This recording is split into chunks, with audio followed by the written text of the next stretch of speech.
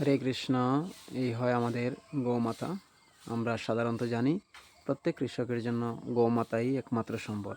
তার একটি বাস্তবিক প্রমাণ আমি আপনাদেরকে দেখাতে যাচ্ছি যে গৌমাতা কিভাবে আমাদের সম্বল। আমি আজকে সকাল সকাল একটি জিনিস দেখতে পাই, আর এই জিনিসটি হলো দেখেন, কালকে রাত্রে এখানে গৌমাতা লাদে ছিল,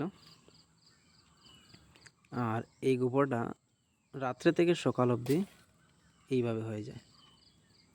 মানে যখনই গরু লাদে ছিল, তো আমরা এখানে কিছু করতে হয়নি, অটোমেটিক কৃষকের আসল যে বন্ধু ওরা চলে এসেছেন।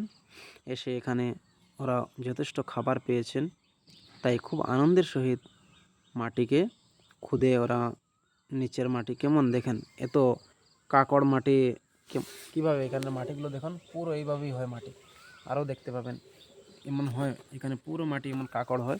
আর এটা তো উপরের কাকড়গুলো ছোটো ছোটো দেখা যাচ্ছে, নিচে একদম পাথরের মতো, প্রায় খোদা যায় না, এত শক্ত। কিন্তু ওই মাটিকে দেখুন একদম গুড়ের মতো গুঁড়া করে উপরে উঠিয়েছেন, এবং যখন মাটি উপরে উঠেছেন তো গোবরকে অবশ্যই নিচে নিয়ে গেছেন। তো কি হয়, আমরা যদি শুধু গোবর মাটিতে ফেলে দিই, তাহলেও অটোমেটিক সেটা সারে পরিণত হয়ে যায় এবং ঠিকভাবে মাটির সঙ্গে মিশে যায়। এমন কি বলতে চাই, আমাদের হাল চাষ করার কাজটাও কমে যায়। তো কৃষকের জন্য একমাত্র উপায়, যত পারেন বেশি গোবর মাটিতে দেন।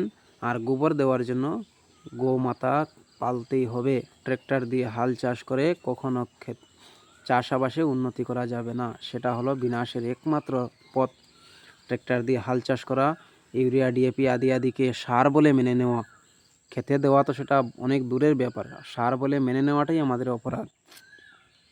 হ্যাঁ, নানান ধরনের কীটনাশক এগুলো কখনো ব্যবহার না করে সব কিছু আমাদের প্রাকৃতিক নিয়মের মাধ্যমে আছে।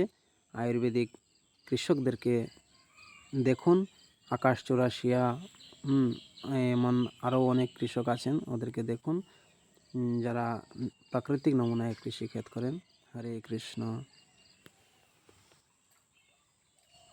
সূর্যোদয় হয়ে গেছে।